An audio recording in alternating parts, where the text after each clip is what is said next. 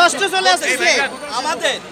আমাদের যদি এই জিনিসটা আমাদের যদি খুব স্বল্প সময়ে না দেয় তাহলে আমরা আবার আন্দোলনে যাব, সেটা আপনাদের সাথে আলোচনা করে এরপরে দিনক্ষণ এগুলো ঠিক করবে। এখন আমরা আপাতত এখান থেকে সরতে পারি কিনা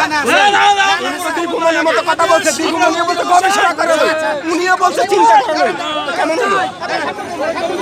আমরা দীপুমনির মতো কথা শুনতে চাই না।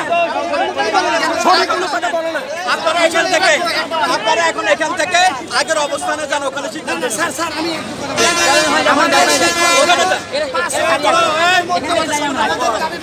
ঠিক আছে, আমরা চেষ্টা করতেছি। আপনারা আগের অবস্থানে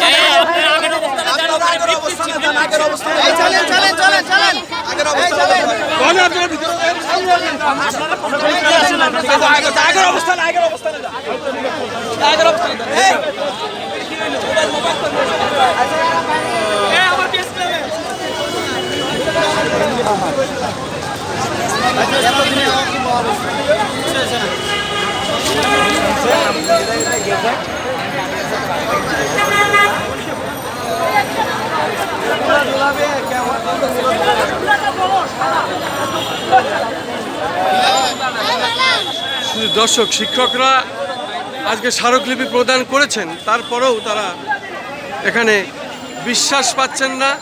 তারা একটা সময় বেঁধে দিয়েছেন এবং এই সময়ের ভিতরে যদি না হয় তখন তারা কঠিন থেকে কঠিন আন্দোলনে যাওয়ার চিন্তা ভাবনা করছেন।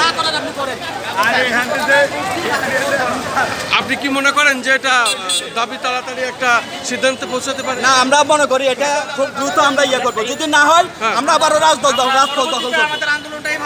আমরা আবারও রাজপথ দখল করবো।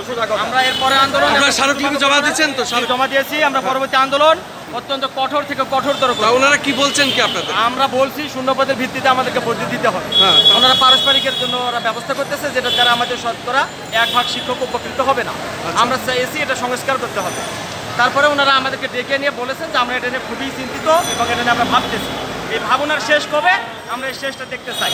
যদি শেষ না হয় আমরা পরবর্তীতে আমাদের কর্মসূচি হবে, আমরা রাস্তা অবরোধ করব, আমরা ঢাকা শহর অচল করে দেব। আপনার নাম পরিচয়টা? আমার নাম আমি বেলাল হোসেন, আমার হোম ডিস্ট্রিক্ট দিনাজপুর। আমি কর্মরত আছি ছাত্র, আমি একজন প্রভাষক। অনেক অনেক ধন্যবাদ এই সংক্ষিপ্ত সাক্ষাৎ দেওয়ার জন্য।